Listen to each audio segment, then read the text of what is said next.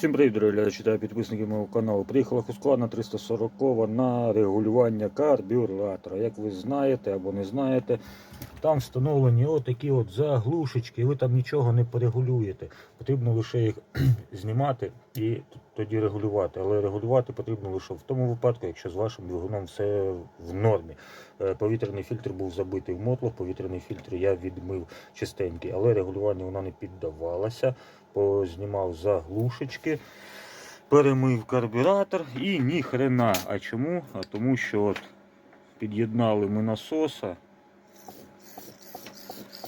і от звідсілі, там де імпульсний канал,